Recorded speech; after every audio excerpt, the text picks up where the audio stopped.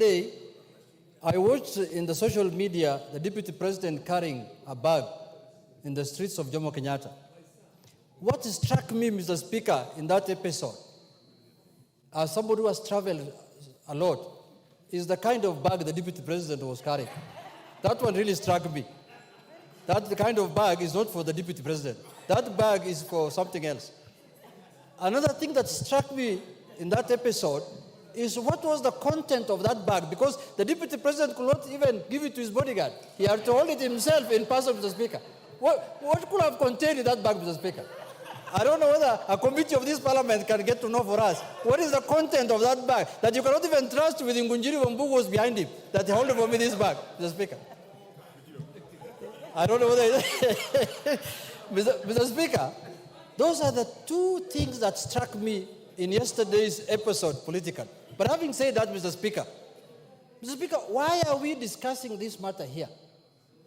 The only place that can hold the presidency accountable is Parliament, Mr. Speaker. They are held accountable here, constitutionally. You know, Mr. Speaker, you can hold somebody accountable in the sense that if it is your responsibility to dismiss him from the job he has, then you are the only one who can hold him accountable. It is a clear provision in the Constitution that this is the house that can remove anybody who occupies those offices, Mr. Speaker, and you are a senior lawyer. Mr. Speaker, if what I am seeing, or this trend I am seeing continues, you know very well, Mr. Speaker, the Constitution says a state officer must bring honor, dignity, and respect to the office he's holding.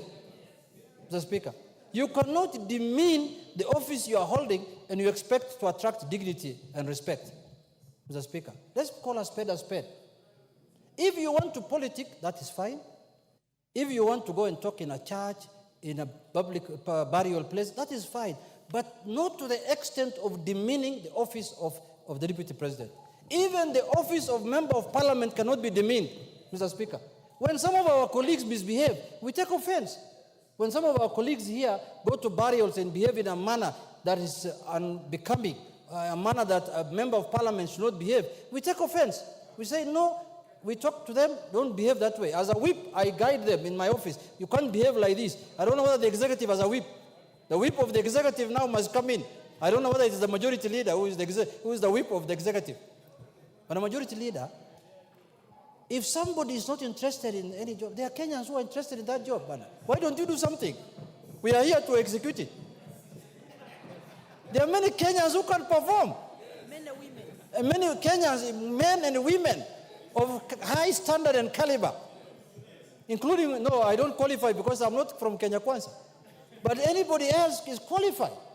Mr. Speaker, you know, Mr. Speaker, the deputy presidency is a very, very critical office. In our neighboring country, the president today who's running that country was a deputy president. She was a deputy president of President Magufuli. And today she's a president of the Republic of Tanzania. So that tells you how important that office. That is not the kind of office that can be occupied by somebody who's pulling a trolley in the corridors of Jomo Kenyatta Airport. It's not possible. So, Mr. Speaker, why we are talking as a parliament, because it is here that we discuss matters of concern to the people. And surely, Deputy President pulling a trolley is of matters of concern to the public. The discussion here is, why did he use the Kenya Airways, the public transport? That is neither here nor there. The issue is pulling a trolley. The issue here is, are we as a country having the presidency, giving the presidency the kind of respect that it deserves, Mr. Speaker? And I'm not absolving blame from anybody. Anybody who has not done his work, he can be held accountable. But, Mr. Speaker, let me conclude by saying this. Mr. Speaker, people take these offices casually. And somebody thinks that if I become a deputy president, I cannot be held accountable by anybody.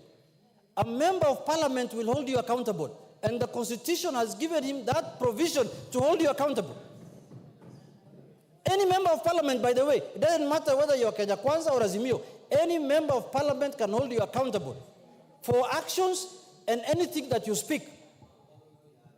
I don't want to digress because the speaker has told, let's concentrate on the context.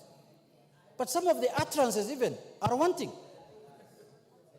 So, Mr. Speaker, personally as a member of parliament, and you know, some of us, we might not have become deputy presidents, or we may not occupy high offices, but now we are senior members of the country, because some of those people, we have served more terms of parliament than them. They know that. I have been in this parliament more than those people. They know themselves. I don't want to mention names. I am now serving the third term, and people came here one term and sijui jua ilitoka wapi kabulika hawa sasa hawa ni namna hiyo tu, na sisi bado tumebaki tu kama kuku hapa ndani ya town. So, Mr. Speaker, I want to say this, that let us respect the offices we are holding. If you have grievances, deal with your grievances in a manner that befits the office you are holding, and don't bring shame to the country. Don't bring shame to our country. And when you want to divide the country and you want to separate people, nobody will accept that. Nobody will allow that. With those few remarks, Mr. Speaker, I want to say, please, for those people who are very close friends of our friend, please buy him another bag. That bag cannot go on. If next trip, I want to see a better bag. KJ, please. Thank you very much.